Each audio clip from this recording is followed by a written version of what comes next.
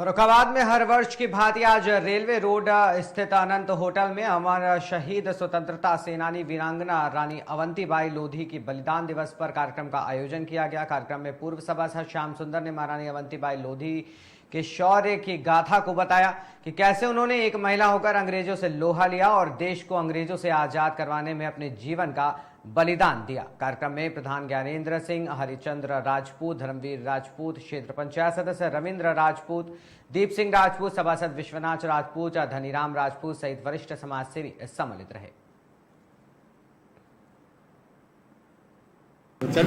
आज महारानी अवंतीबाई के 167वें बलिदान दिवस पर क्या कार्यक्रम का आयोजन किया गया? जो हर साल की भांति यह कार्यक्रम होता है, जो हमारे राधेश्याम भैया जिन्होंने शुरुआत की है अनंत होटल से, आज हम लोग उसका आगमन का पालन कर रहे हैं उनका, और उसी को हम लेकर यह अवंतीबाई का बलिदान दिवस मना रहे हैं।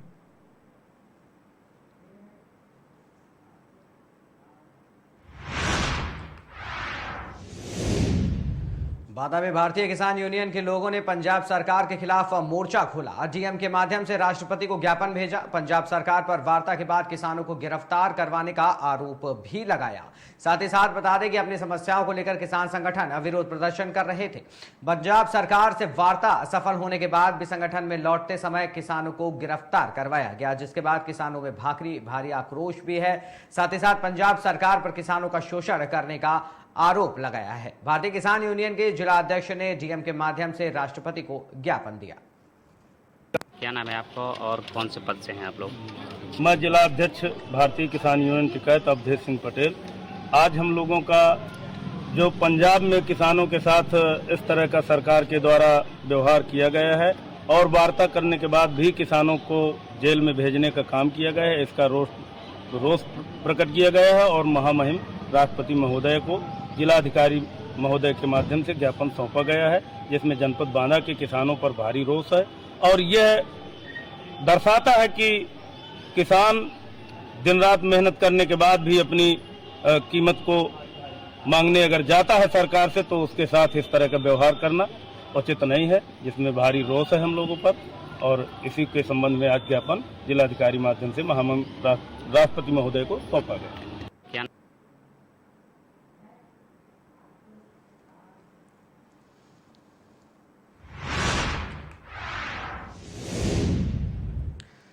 बात करते हैं धार्मिक त्योहारों और रीति रिवाजों की, जो परंपराएं बहुत पुरानी हैं और अभी तक चली आ रही थी, लेकिन दिन प्रतिदिन आधुनिकता की आग में उन परंपराओं का अस्तित्व खत्म होता नजर आ रहा है। हिंदुओं का प्रमुख त्योहार होली, जो फागुन माह के लगते ही हर तरफ अबीर गुलाल के साथ साथ होली गीत में सरोबार हो जाता है। लोग अपनी पुरानी शत्रुता को छोड़कर एक दूसरे को अबीर गुलाल लगाते हैं और गले लगते हुए नजर आने लगते हैं।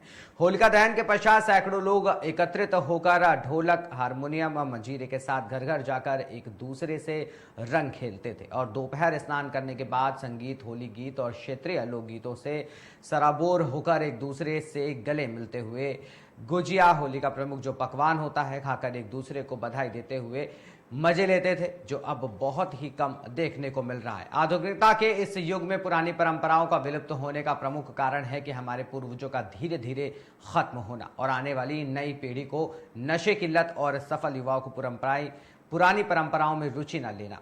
अब के युवाओं में नशे की वो आबोहवा लग गई है कि अब बड़ा धार्मिक आयोजन होता है तो पुलिस प्रशासन को भी नाको चने चबाने पड़ते हैं, जिससे कि वो आयोजन निर्विवाद शांतिपूर्ण ढंग से संपन्न हो सके। विकासखंड कैसरगंज के अंतर्गत ग्राम पंचायत नथनपुर में ग्राम प्रधान के आवास पर बृहस्पतिवार की शाम को होली मिलन समारोह का आयोजन किया गया, जिसमें क्षेत्रीय कलाकारों ने लोकगीतों और होली गीतों के वहां उपस्थित श्रोताओं और दर्शकों का मन मोह लिया। कीर्तन कलाकार पंडित कृपाशंकर मिश्र में वर्तमान की स्थिति को देखते हुए पैसे के बारे में बताया कि वर्तमान में पैसा इतना बढ़ गया है कि देवताओं पर भी पैसा चढ़ने लगा है। बुजुर्ग अंग्रेज बहादुर चौहान बताते हैं कि जब से उनके साथी इस दुनिया से चले गए हैं, तब से और भी जो पुरानी परंपराएं थी उनका चलन लगभग में ना के बराबर हो गया है। लेकिन यहाँ इस आयोजन से पुरानी परंपराओं को बल मिलने के साथ साथ उन लोगों की जो उनके साथ होली गीतों का गायन किया करते थे, उनकी यादें भी तरोताजा हो गई।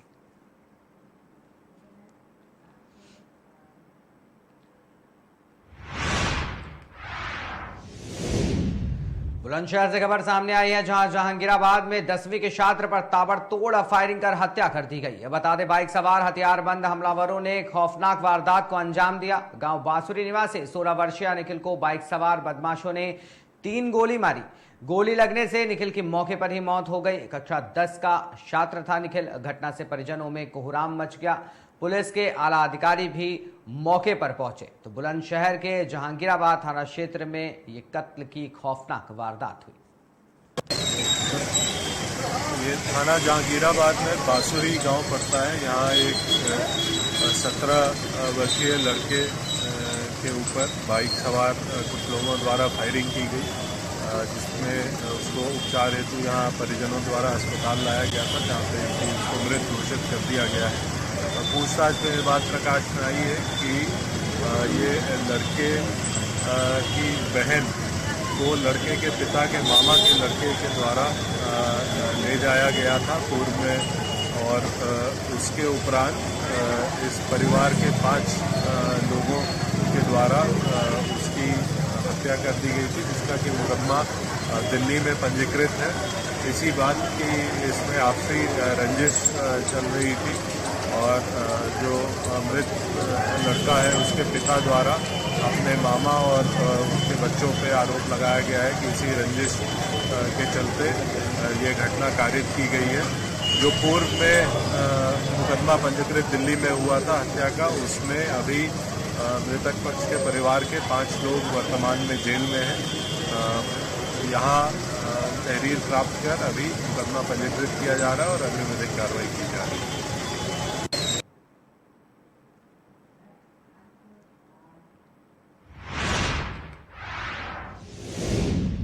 नजीबाबाद की मंडी समिति में पत्रकारों पर कवरेज करते हुए फल विक्रेताओं ने हमला कर दिया, जिससे पत्रकारों में रोष व्याप्त है। आरोप है कि जनहित में पत्रकार दुकानदारों से फलों के रेट मालूम करने के साथ ही कवरेज करने पर उनके साथ मारपीट की गई और अपशब्द का प्रयोग किया गया। इस घटना से नजीबाबाद के पत्रकार नजीबाबाद मंडी समिति पहुंचे। वहां उन्होंने चौकी पहुंचकर दबंगों के खिलाफ कार्रवाई की मांग की है।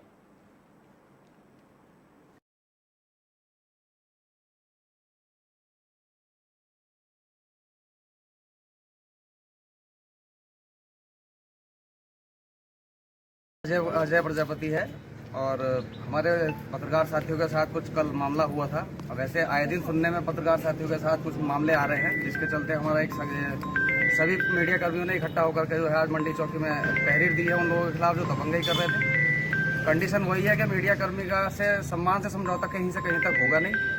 जैसा चाहेगा मीडिया कर्मी उस हिसाब से शासन की मदद लेकर के कार्रवाई कराएगा।